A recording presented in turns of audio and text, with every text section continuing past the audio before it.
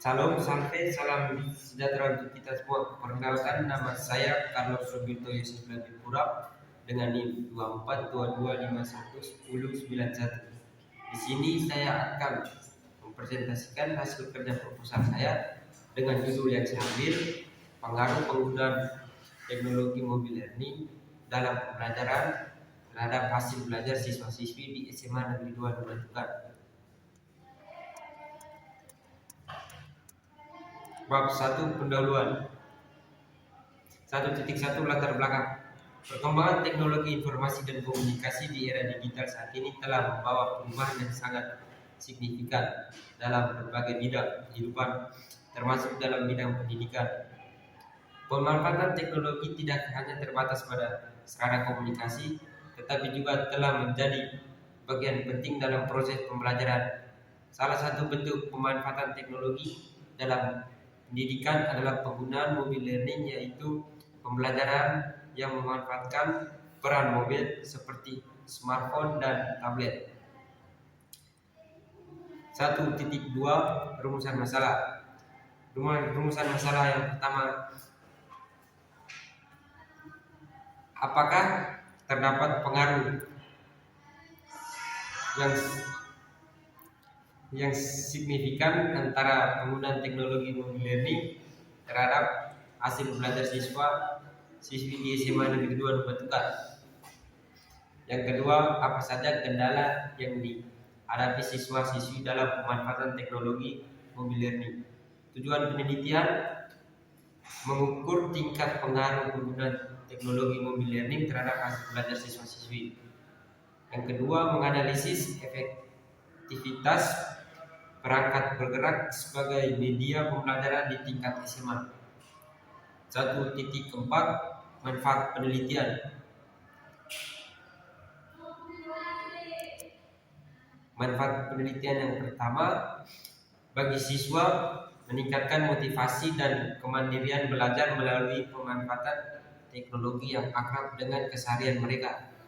Bagi guru sebagai referensi dalam pengembangan media pembelajaran yang inovatif, efektif, dan menyenangkan. Bagi sekolah, memberikan masukan dalam bentuk kebijakan teknik interaksi teknologi di kelas.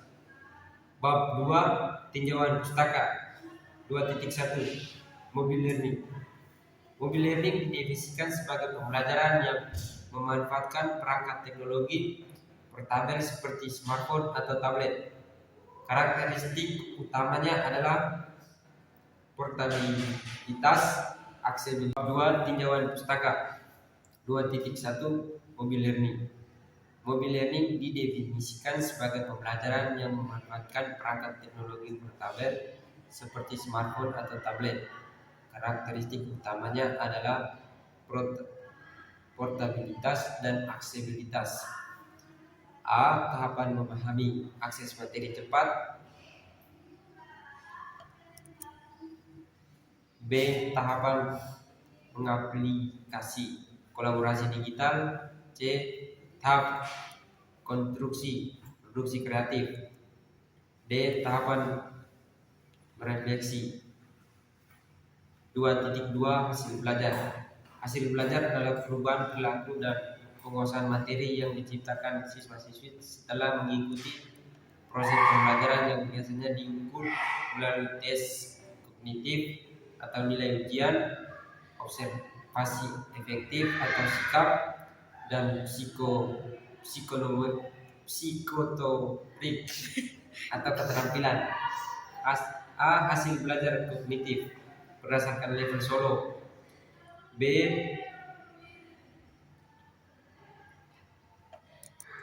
Hasil belajar keterampilan, skill. C. Hasil belajar efektif dan karakter. D. Hasil belajar psikometrik.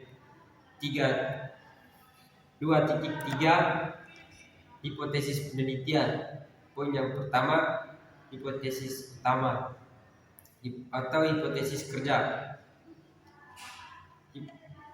Subpoin hipotesis alternatif. Terdapat pengaruh yang signifikan signifikan dan positif dari penggunaan teknologi mobile learning terhadap hasil belajar siswa-siswi di SMA Negeri 2 Nubantukan. Subpoin yang kedua, hipotesis nol. Tidak terdapat pengaruh yang signifikan dari penguasaan teknologi mobile learning terhadap hasil belajar siswa-siswi di sekolah menengah atas. B. Hipotesis spesifik atau opsional. Jika penelitian ini ingin melihat lebih dalam ke beberapa aspek, kita bisa menambahkan hipotesis pendukung. Yang pertama, aspek motivasi. Penggunaan mobile learning berpengaruh positif terhadap motivasi belajar, yang kemudian berdampak pada peningkatan hasil belajar siswa. Yang kedua, aspek efektivitas. Hasil belajar siswa yang menggunakan metode mobile learning lebih tinggi dibandingkan dengan hasil belajar yang menggunakan metode pembelajaran konvensional atau tatap muka saja. Yang ketiga, aspek aksesibilitas. Kemudian akses materi melalui perangkat mobil secara signifikan meningkatkan pemahaman konsep siswa pada mata pelajaran tertentu. C. Dasar pembentukan hipotesis atau landasan teori. Dalam bab pendahuluan atau kerangka berpikir, kita bisa memperkuat hipotesis ini dengan beberapa poin berikut. Poin yang pertama, fleksibilitas. Siswa dapat belajar kapan saja dan di mana saja. Yang kedua,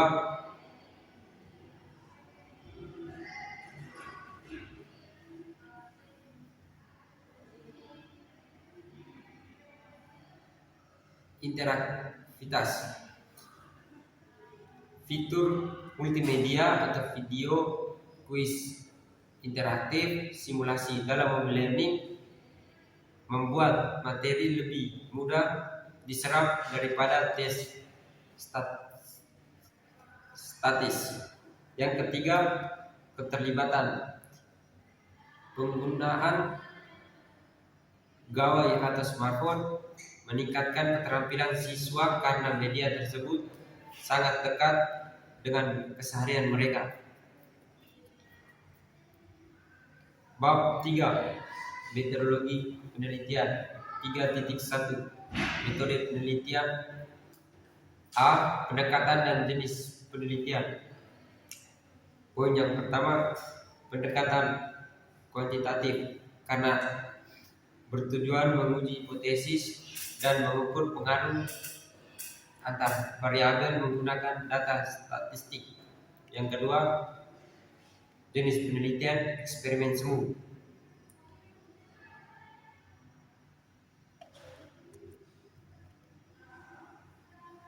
3.2 Waktu penelitian. Penelitian ini dilakukan di SMA Negeri 2 Nubantukan dengan tahun ajaran 2025-2026.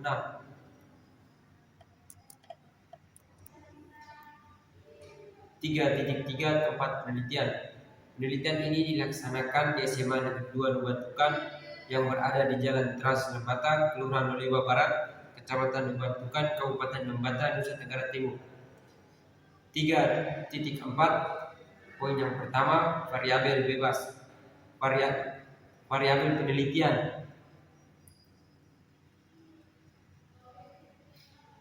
Variabel penelitian dibagi menjadi 2 poin. Poin yang pertama, variabel bebas. Penggunaan teknologi mobile learning, penggunaan aplikasi, platform belajar atau akses materi via smartphone. Poin yang kedua, variabel teriak.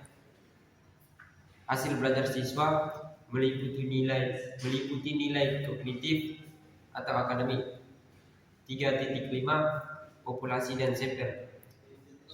Poin yang pertama, populasi seluruh siswa di SMA Negeri 2 Nubantukan.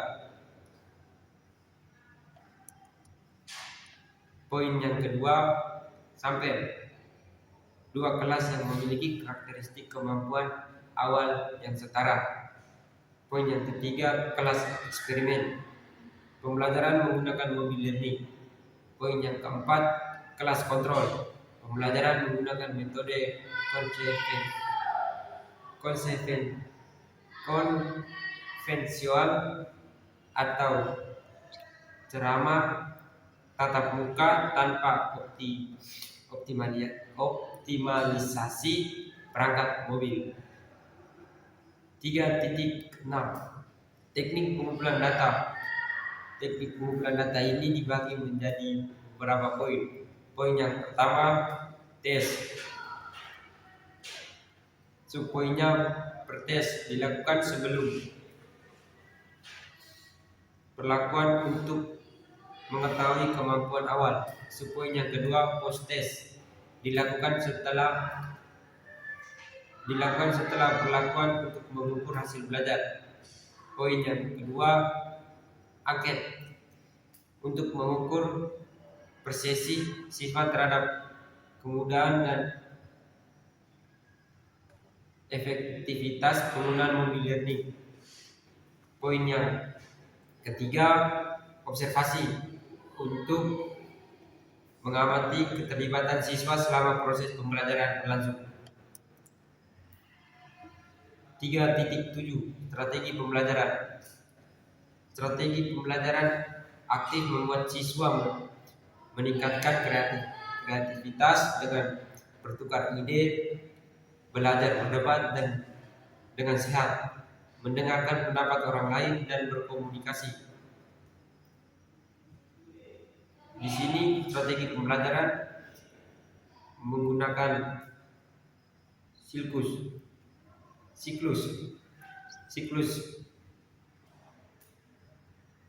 perencanaan, pelaksanaan, observasi dan refleksi. Siklus 2, perencanaan, pelaksanaan, observasi, refleksi. A. Siklus 1, subpoin perencanaan, mendefinisikan masalah siswa pasif, kurang bertanya atau berdiskusi, menentukan indikator keterlibatan siswa, menyusun RPP berbasis learning, menyiapkan media digital video singkat atau kuis interaktif. 2. Pelaksanaan tindakan, apresiasi, pemantik masalah melalui video atau isu kontekstual. Aktivitas dilanjutkan diskusi di kelompok kecil. Siswa membuat produk sederhana, presentasi singkat, umpan balik teman supaya. Penutup rangkuman bersama dan refleksi singkat. Yang ketiga, observasi. Observasi mengamati keaktifan siswa pada saat pelaksanaan penerapan strategi aktif learning pada saat kegiatan belajar dimulai.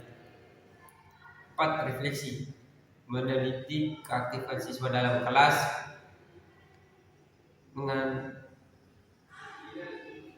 menganalisis hasil siklus 1, mendefinisikan hambatan, menyusun perbaikan untuk siklus 2. 3.8 Instrumen penelitian. Soal tes harus divalidasi, ujian validitas dan reliabilitas agar layak digunakan untuk mengukur hasil belajar. 2. Lembar observasi untuk mencatat aktivitas siswa dalam mengakses konten belajar di ponsel. 3.9 Teknik analisis data. Untuk membuktikan pengaruhnya, di sini saya menggunakan analisis statistik berikut. Yang pertama, uji prasyarat. Uji normalitas, mengetahui apakah data berdistribusi normal.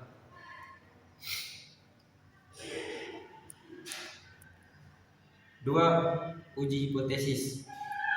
Uji T, untuk membandingkan perbedaan rata-rata hasil belajar antara kelas eksperimen dan kelas kontrol. 3.10 prosedur penelitian. Di sini dibagi menjadi 3 poin. Poin yang pertama, tahap persiapan, menyusun modul ajar berbasis mobile learning dan instrumen tes. Yang kedua, tahap pelaksanaan,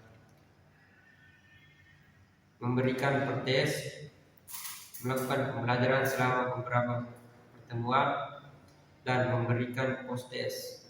Poin yang ketiga, tahap analisis, mengelola data menggunakan software statistik seperti SPSS untuk menarik kesimpulan.